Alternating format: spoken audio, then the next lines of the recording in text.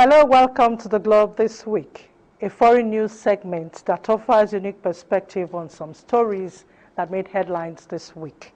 I am Ifyzchan.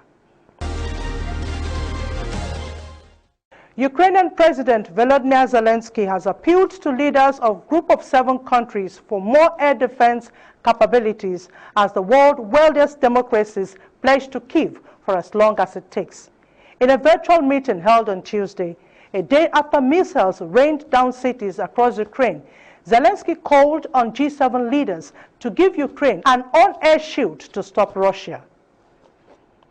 In a joint statement released at the end of the meeting, G7 Canada, France, Germany, Italy, Japan, the United Kingdom, and the United States pledged continued financial, humanitarian, military, diplomatic, and military support for as long as it takes to Ukraine.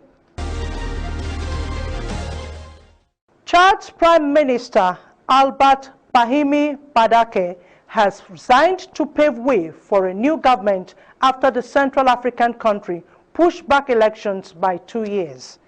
His resignation was announced by presidency on Tuesday. Badake, a civilian politician, was named Prime Minister of a transitional military government last year after President Mahamat Idris Deby seized power following his father's death. The military council, led by Deby, was originally meant to rule for 18 months. But this month, the country announced it would push back democratic elections until around October 2024. Doctors recruited from some of the world's poorest countries to work in the UK hospital say they are being exploited and believe they are so overworked they fear putting patients' health at risk. I think it's a two-way approach here. First is greed on both sides. One, the so-called employer is trying to exploit these individuals. On the other side of the fence, this individual is looking at a platform where, oh, if I get a visa sponsorship, well, that is a part to what I'm looking for in the midst of all of these things.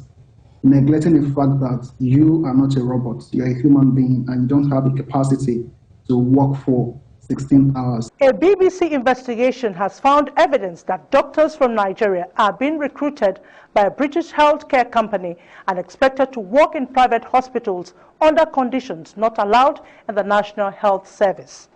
The British Medical Association has described the situation as shocking and says the sector needs to be brought in line with NHS working practice. It has found that 92% had been recruited from Africa and most 81% from Nigeria. The majority complained about excessive working hours and unfair salary deductions and added that working there felt like prison. That's it on the Globe This Week. Stay for the rest of the news.